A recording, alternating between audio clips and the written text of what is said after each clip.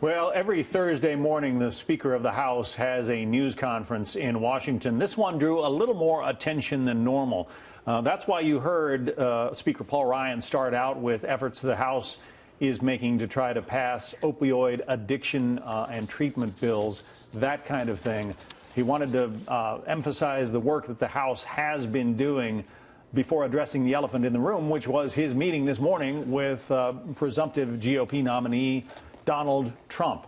The two have not really met before, and they have expressed their differences of opinion. You heard Paul Ryan there saying that it was a good meeting. Things seemed to go pretty well. Let's talk about it with our political panel. Julian Epstein, former chief counsel for Democrats on the House Judiciary Committee. Brad Blakeman, former deputy assistant to President George W. Bush. In speaking about Donald Trump's run to the apparent nomination, Brad, he used words like a remarkable achievement. He said he's very encouraged that this was a very positive step forward. Now, as the Republican on this panel, what do you think about what the Speaker had to say? Well, his words were carefully chosen. And I think the meeting should have went more than 45 minutes. I would have hoped they would have spent a few hours together because it's that important. I also would have liked to have seen both of them come out together after their meeting and not make separate statements, because our party has to be unified in order to win. Donald Trump is certainly the presumptive nominee. There's no way anybody else is going to step into his shoes. So I would have liked to have seen more of a kumbaya moment. I missed that did not happen. And I'm hoping that will happen sooner rather than later. And Julian, I'm sure as a Democrat, you'd like to see the same thing. Well, I think I agree with Brad. I think the fact that they did not do a joint appearance is very telling. I think the fact that Paul Ryan did not say that he endorses Donald Trump is important. It's similar to the fact that you've got Republican elected officials, members of Congress, who are saying they won't vote for Donald Trump, that they think it'll hurt the downstream tickets. That you've got 40 to 50%, according to some polls, of Republican women that say they find Donald Trump offensive, that his negatives is in the 70% range, his overall disapproval rate or his overall unfavorables. So I think Paul Ryan put a very, very good face on this, as he does. He's a brilliant public speaker and a brilliant leader. But I think you can't get away from the fact that the Republican Party is fundamentally a House divided. Compared to the Democratic Party, which is fundamentally unified, Hillary Clinton has her problems, lots of them. But party division isn't really one of her major problems right now, as it is on the Republican side. Let's talk about that, because, you know, Bernie Sanders says he's going to stay in this race despite the fact that he doesn't have any real path to the Democratic nomination. Right. He's replacing his campaign manager in California less than a month before the primary that offers more delegates than any other. It's sort of been his promised land out there. But he says he will remain focused on the issues as he continues to criticize Hillary Clinton. Listen. As you well know, there are many areas that I could have attacked Hillary Clinton on that I have chosen not to attack her on. What I have done is run an issue-oriented campaign. That is what the American people want.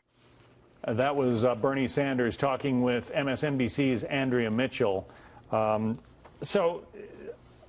First of all, Julian, to you first. I mean, you say the Democrats are united, but you've got two candidates. I mean, he's won 19 states, seems to be on something of a roll.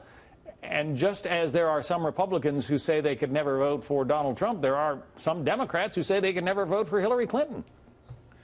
Yeah, I mean, it's not to say that, again, that the Clinton camp doesn't have problems. I think my point is, if you look at the Bernie Sanders supporters, and even those that say they wouldn't vote for Hillary, and you look down into the numbers, that opposition is very soft. I think the likelihood that the Democratic Party becomes very united at the convention is extremely high, not so much on the Republican side. But the problem with Bernie staying in the race, and this is just me speaking, not the campaign speaking, not the Hillary Clinton campaign speaking, is that by staying in the race, he's bleeding resources that Democrats could be using for the general election, and he's criticizing her a fair amount.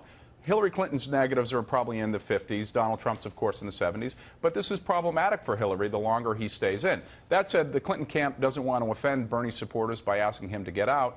I still think it's a problem the longer he stays in, and there's no path for him to get the nomination. This is just for him about moving the party to the political left right now. It's a longer-term strategy beyond this election for him. Well, and Brad, when he says there are lots of other things that I could have criticized Hillary Clinton for that I didn't use, I mean, that doesn't exactly sound like he's, gearing up to unite the party. No, it does not. And look, to Bernie, nice guys finish last, Bernie. If you don't use all the ammo and you have bullets left over after the campaign, you lose. You should use all the ammunition you have against Hillary Clinton. That's the object of winning. And by the way, Bernie was never going to win. The superdelegates were the hedge against the rank and file. They weren't elected to anything, the superdelegates, and that was Hillary's ace in the hole. And Bernie knows that, but Bernie has a following that Hillary never thought would be possible. They never thought Bernie would be more than token opposition.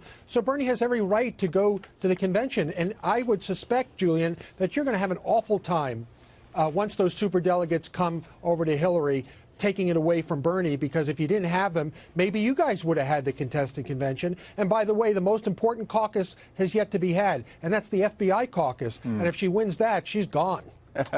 Well, she will win on pledged delegates. She's way ahead on the actual vote. She's had over more than 2.5 million more votes than Bernie Sanders. I don't think there's any question that she would be the presumptive nominee without the superdelegates. No chance anybody on the inside, and President Bush's former attorney general said the legal case on Hillary Clinton on the emails is extremely weak. I don't think there's any chance that there'll be any legal action against her. That's not to say the Republicans won't use it politically. They will. And I also agree with Brad's point that, Bernie Sanders could have gone negative a lot earlier and a lot more strongly and could have been much more effective if he wanted to, but it really wouldn't have been the authentic Bernie if he had taken on that kind of campaign. Computer is about to cut us off. Got to say goodbye. Julian Epstein, Brad Blakeman. Thank you both. John, thanks so much.